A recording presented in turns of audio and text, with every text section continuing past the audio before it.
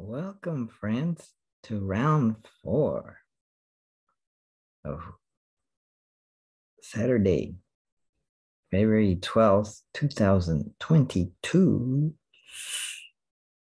Wake up and think clearly, where we consider our attachments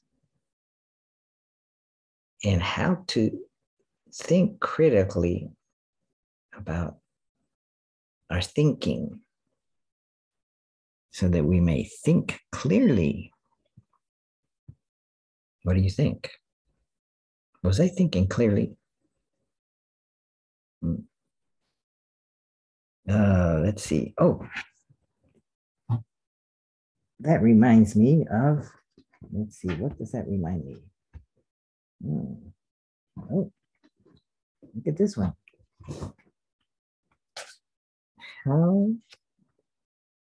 How to know God. That's an old beat up copy. Maybe I should buy a new one. Oh, you know what? I think I might tear this apart and leave the sheets and then scan them. I could scan the contents and have a PDF of this book. But I'll also buy the book. They have probably new editions of it. Is a Mentor paperback version that cost $1.25 back in 1953. Wow. Or 1969. It was originally composed in 1953. And then this is probably a printing of in 1969. That's the latest date.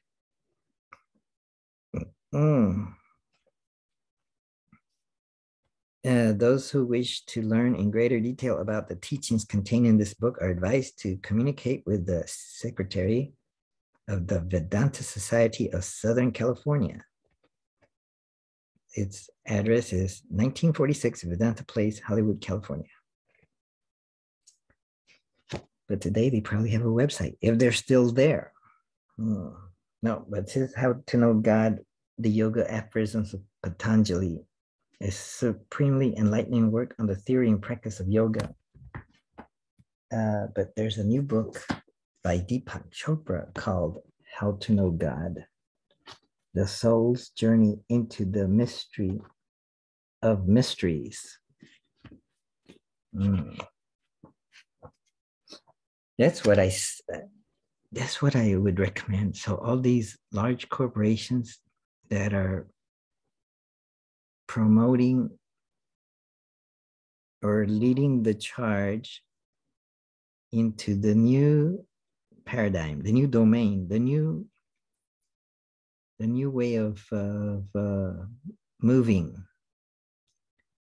using electronic vehicles and even electric vehicles, driverless electric vehicles and trucks.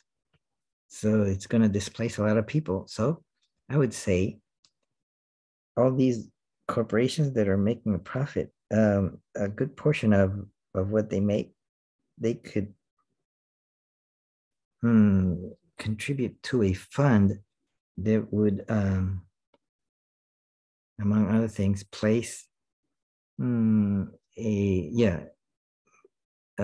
monies and programs that would be easily accessible for those who were displaced to gain new knowledge and training, perhaps training in new career fields that they could fit in well. They could obtain a work. That reminds me of work. The Problems of Work by L. Ron Hubbard, the founder of of Scientology. No more fitting statement typifies L. Ron Hubbard than his simple declaration. I like to help others and count it as my greatest pleasure in life to see a person free himself of the shadows which darken his days. With over 200 million copies of his works in circulation and dozens of international bestsellers, he has inspired a movement spanning every continent on earth. All told, those works comprise some 5,000 writings and 3,000 recorded lectures, and such not only stand as the single most embracive statement on the human mind and spirit, but provide the only road to total spiritual freedom.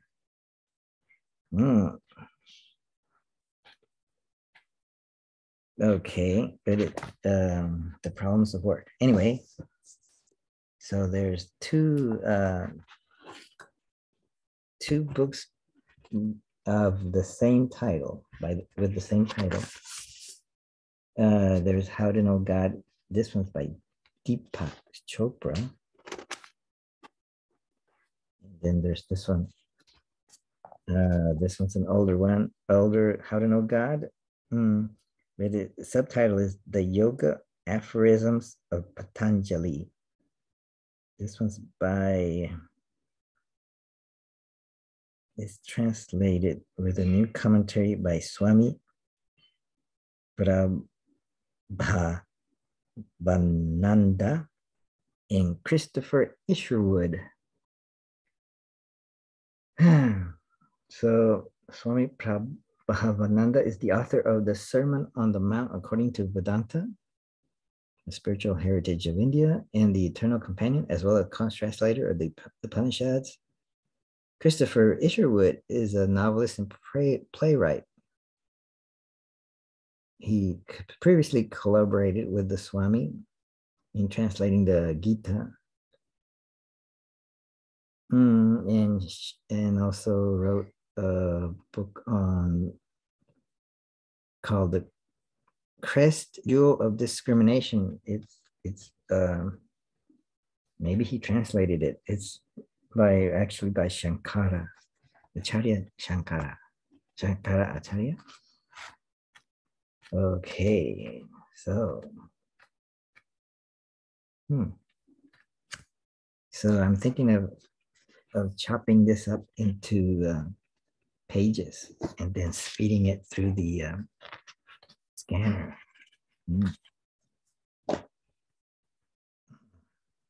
I guess I have no more. Oh, maybe I could call. Maybe I could call.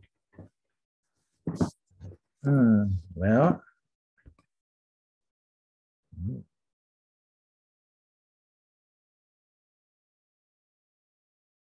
Let's see.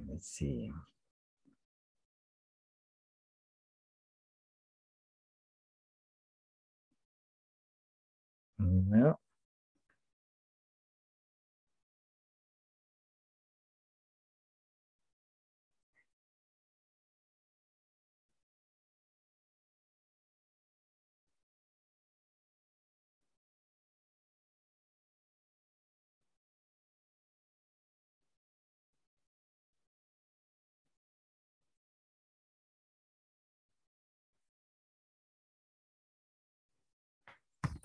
okay, so I sent an invitation to Rami Katene.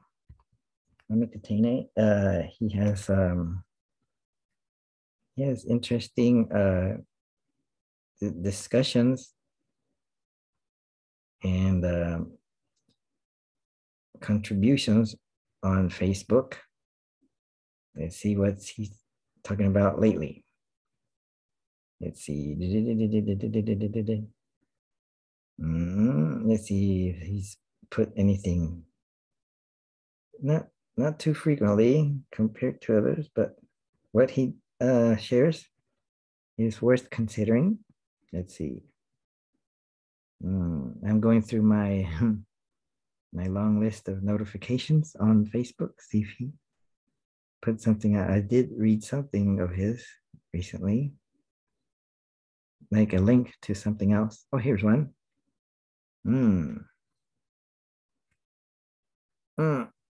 There. May I share this without Rami's permission? Let's see. Oh,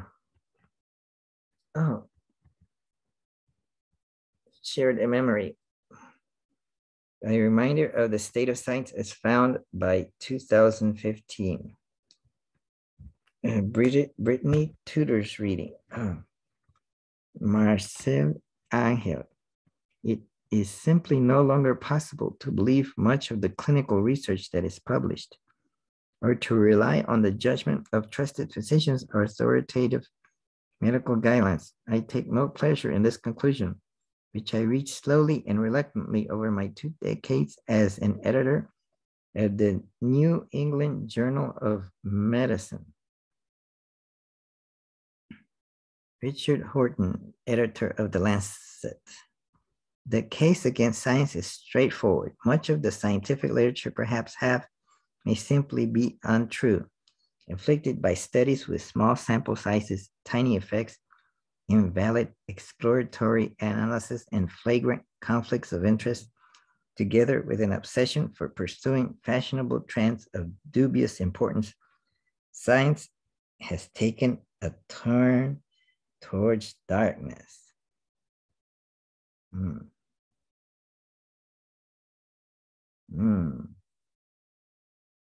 What is this? Skeptical of Medical Science Reports by Carlton Giles. It is simply no longer possible to believe much of the clinical research that is published, or to rely on the judgment of trusted physicians or authoritative medical guidelines. I take no pleasure in this conclusion, which I reach slowly and reluctantly over my 2 decades as editor of the New England Journal of Medicine. That was something that Angel M. said. Somebody, last name Angel. Drug companies and doctors, a story of corruption. The New York Review of Books magazines, available from New York Books. Let's see if I can go to that. There it is. The New York Review, drug companies and doctors, a story of corruption. Let's see, reviewed. Let's see. Recently, Senator Charles Grassley, ranking Republican on the Senate Finance Committee, has been looking into financial ties between the pharmaceutical industry and the academic physicians who largely determine the market value of prescription drugs. He hasn't had to look very hard. Take the case of Dr. Joseph L. Biederman, professor of psychiatry at Harvard Medical School and chief of pediatric psychopharmacology at Harvard's Massachusetts General Hospital. Thanks largely to him, children as young as 2 years old are now being diagnosed with bipolar disorder and treated with a cocktail of powerful drugs, many of which were not approved by the Food and Drug Administration for that purpose, and none of which were approved for children below 10 years of age. Legally, physicians may use drugs that have already been approved for a particular purpose for any other purpose they chose, but such use should be based on good published scientific evidence. That seems not to be the case here. Biederman's own studies of the drugs he advocates to treat childhood bipolar disorders were, as the New York Times summarizes, the opinions of its expert sources, so small and loosely designed that they were largely inconclusive. In June, Senator Grassley revealed that drug companies, including those that make drugs he advocates for childhood bipolar disorder, had paid Biederman $1.6 million in consulting and speaking fees between 2000 and 2007. Two of his colleagues received similar amounts. After the revelation, the president of the Massachusetts General Hospital and the chairman of its physician organization sent a letter to the hospital's physician expressing not shocked over the enormity of conflicts of interest, but sympathy for the beneficiaries. You know, this is an incredible, painful time for these doctors and their families, and our hearts go out to them. What? Hmm?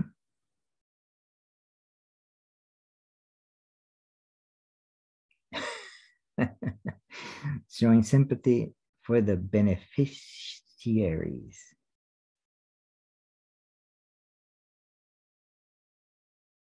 Hmm? They're receiving sympathy for that article is by Marcia Angel, is a member of the Faculty of Global Health and Social Medicine at Harvard Medical School and a former editor-in-chief of the New England Journal of Medicine in December 2018. Let's see. Let me share this. More options. Let's see. I'm going to share this to Facebook newsfeed.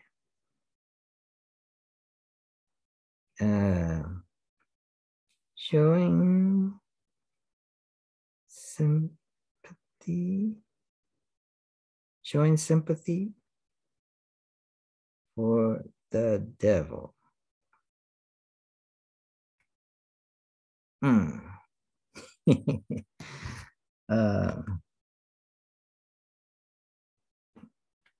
Okay.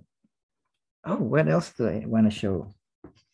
Oh, thinking of Yoga Sutra. Yes, this little book that I was showing, How to Know God. Let's see what the most famous verse in or aphorism is aphorism number 2. Yeah, number 1 is here starts the instruction on yoga. And then aphorism number 2 says, well, it's been translated as yoga is the control of thought waves in the mind. Thought waves in the mind. Oh, I have another translation of it's here somewhere. Oh, maybe I put it there. I just bought a book on the Yoga Sutras. I'm trying to see if I can find it on the bookshelf. I don't see it. So it got lost in the shuffle. Unless it's in my bag. Unless I put it there or there or there. It's in here. Oh, it might be in there. Oh, yeah, here it is. Oh, wow, I found it. So here's another translation of the Yoga Sutra of Patanjali. The Yoga Sutra according to Patanjali. Okay. Oh, attributed to Patanjali. Attributed, that means we're not sure if it was written by him or if he even existed. A lot of things were attributed to him. I think he wrote a Sanskrit grammar, or it was attributed to him. So that's the way it goes. We're gonna say that he existed and he wrote this book, or he put it together, or some people put it together and gave it his name. I think.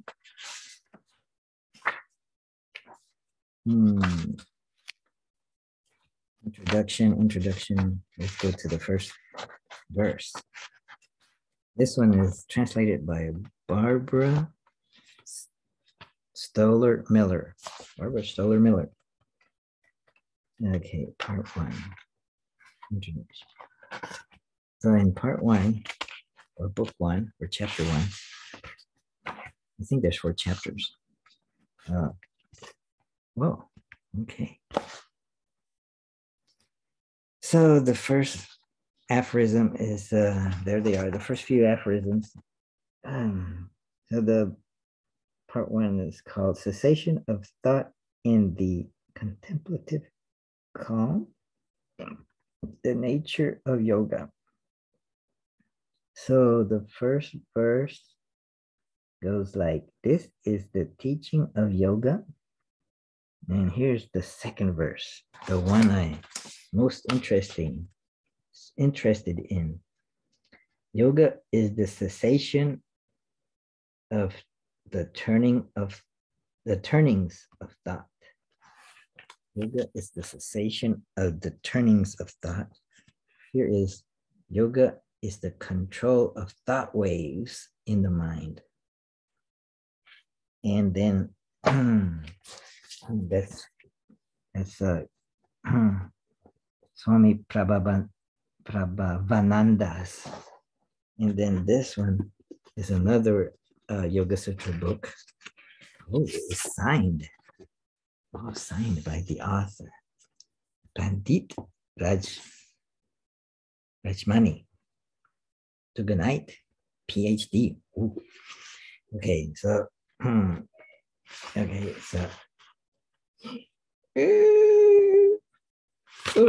wow, this one's very, very thorough. It looks like it's got the Sanskrit script, Devanagari script. Okay, that's the script, and then transliteration into Roman letters. It says Yoga Chitta Vritti Nirodha. It's all one word. It's all one word, but it's made up of words. They don't have space between the words in Sanskrit. So it's a Yoga Chitta Vritti Nirodha. You have to figure out how to separate them into words. So yoga can be translated as union, balance. Chitta can be translated as mind. Vritti can be translated as the mind's roaming tendencies. And Nirodha can be translated as mastery. Oh, that's interesting. Yeah, I was listening to an audiobook, and it talked about Nirodha. I think it was a book on what the Buddha taught, and it taught that word Nirodha is also found in Buddhist literature. This is considered Hindu literature, or Vedic literature, or by association, it's there. Okay, Patanjali describes the dynamics and power of the mind by selecting a precise term, chitta. Chitta is derived from the verb root chitti, to comprehend, understand, realize, or experience completely. Chitta kiti sanjane. The fact that the word for mind, chitta, is derived from chitti tells us that the mind is both the means of and conduit for understanding truth in its fullness. Through the mind, we become aware of reality within and without. Okay. So the mind is the repository of all our thoughts, feelings, and memories. It is the storehouse of our likes and dislikes. We see the world and ourselves through the eye of our mind. When the mind is clear and peaceful, we see the world as bright and peaceful. When the mind is convoluted, our understanding of the world and our relationship with it becomes equally convoluted. Our concepts of good and bad, right and wrong, depend on the quality of our mind, as do our likes and dislikes. The quality of our mind, in turn, shapes our thoughts, speech, and action. Both the sage and the demon within us are products of our mind. A luminous mind enables us to see and embrace the immortal, omniscient being within, while the mind darkened by ignorance entangles us in the long chain of birth, death, with its attendant incessant experiences, pleasure, and pain. In other words, we shrink when the mind shrinks and expand when the mind expands. But in all circumstances, the mind's inherent virtue, self-awareness, remains intact. No force can rob the mind of its capacity to know and experience the reality within.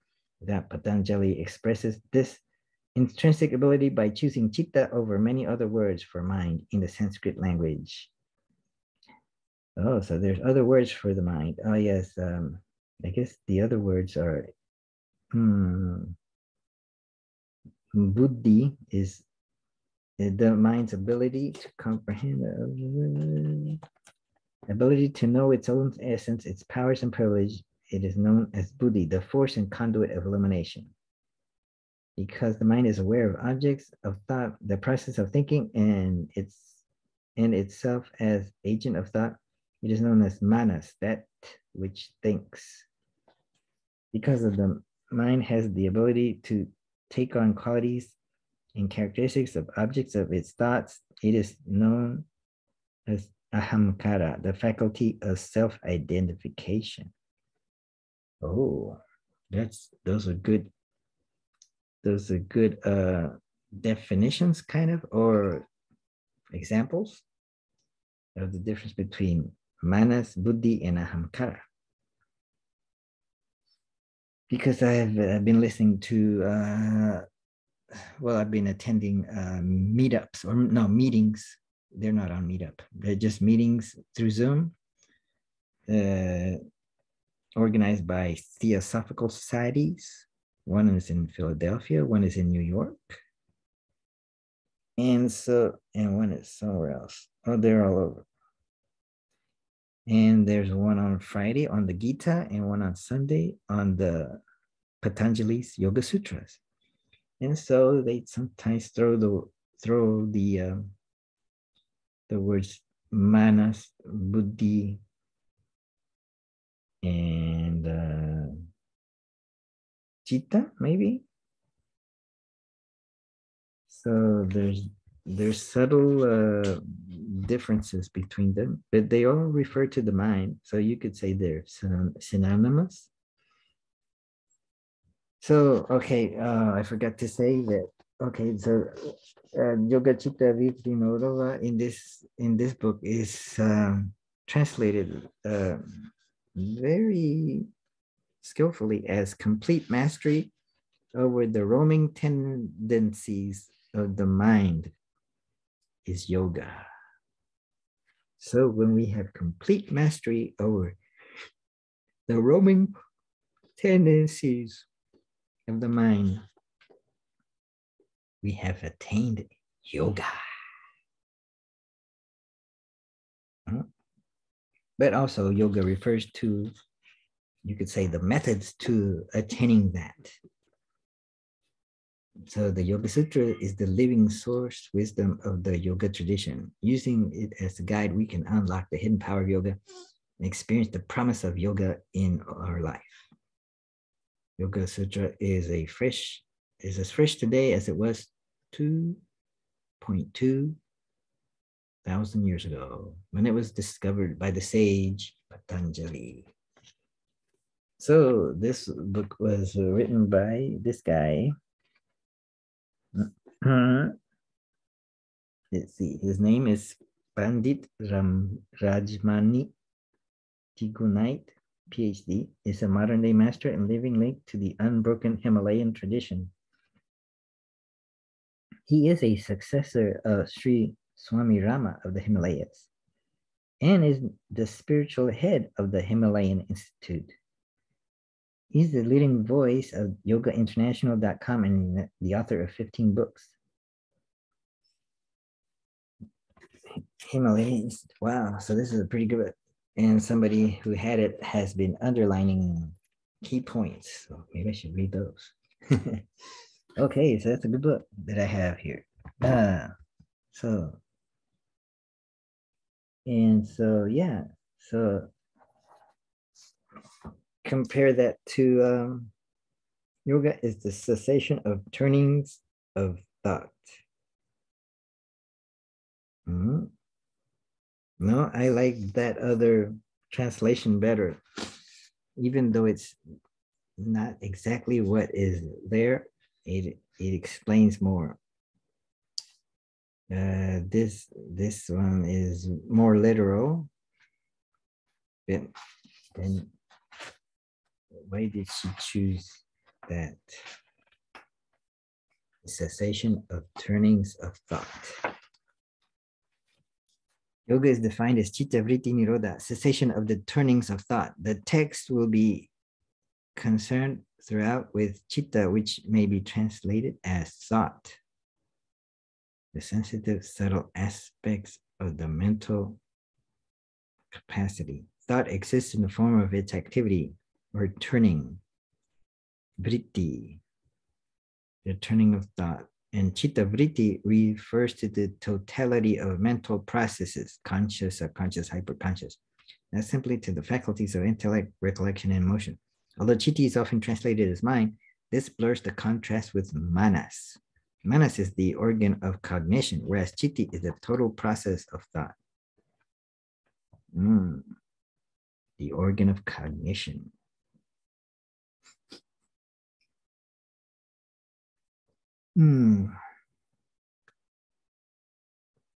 This thought process is a composite of mind, manas, intelligence, buddhi, and ego, ahamkara.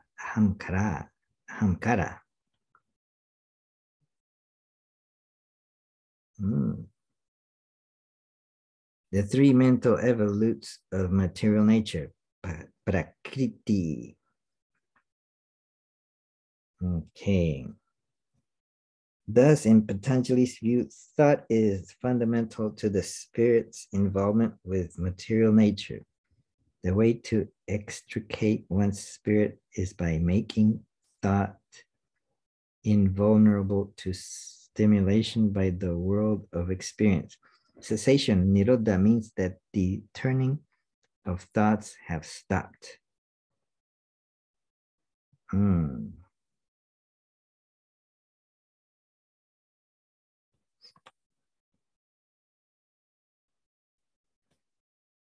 So the goal of yoga is to stop the thought processes so that the spirit can be free, isolated from the turmoil of thought from which it mistakenly takes its identity.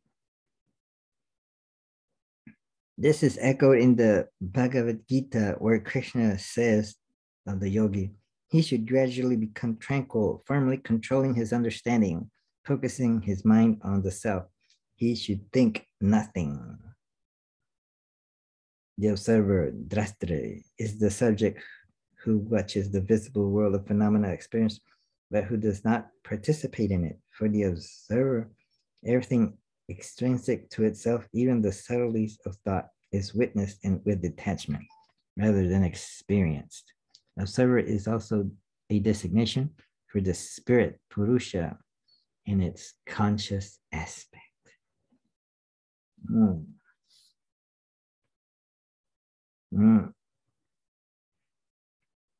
okay. So this, I'll have another bigger. I think that's another book. Let's see. I gotta wear my glasses.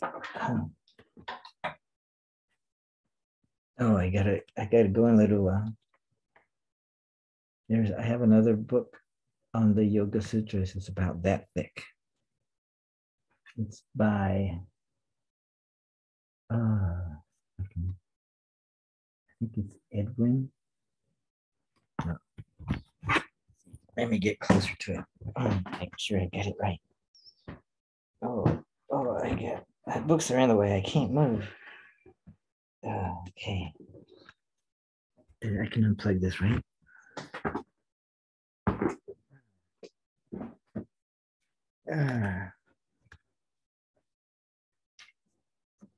Here's another book, The Yoga Sutra by Edwin F. Bryant.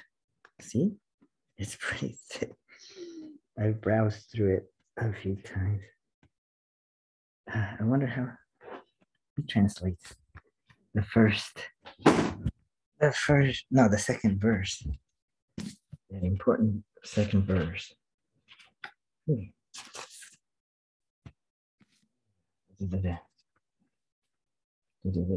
Meditative.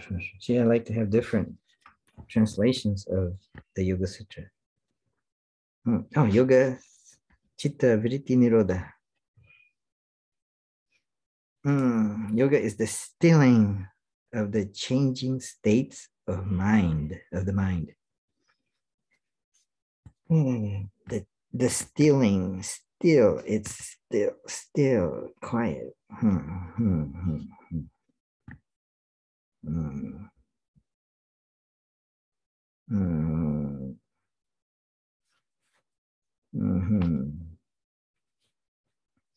According to Patanjali's definition in this sutra, yoga is the cessation, nirodha, of the permutations or activities of the chitta.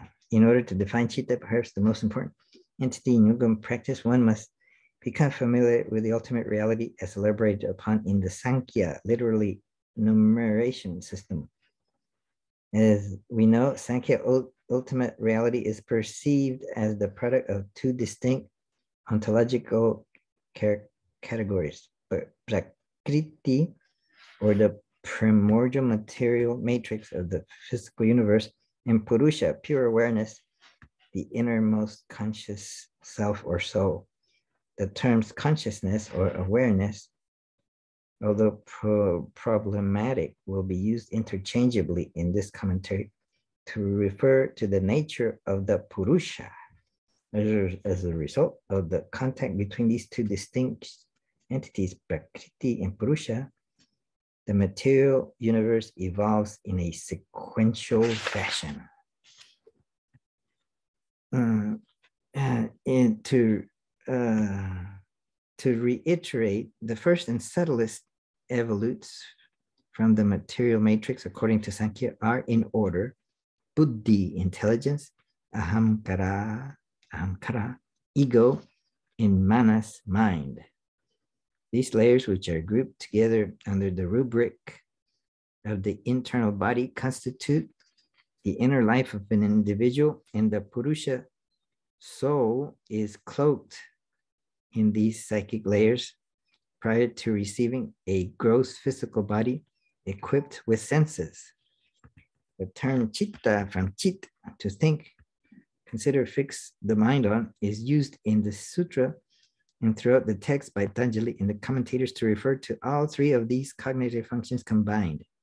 The yoga school differs somewhat from that of Sankhya in conceiving these three as interacting functions of the one chitta mind rather than as three distinct metaphysical layers.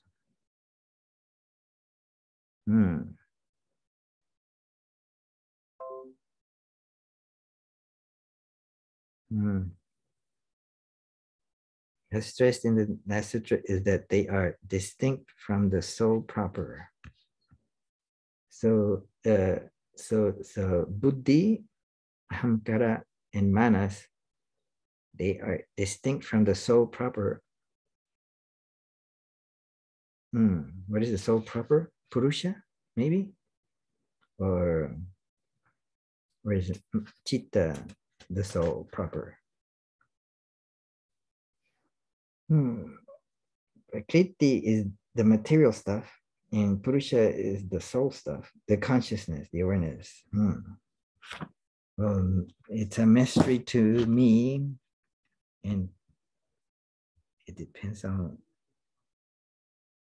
the way we want to go. Okay. Thanks for attending this, and may it benefit you. It benefited me a little bit.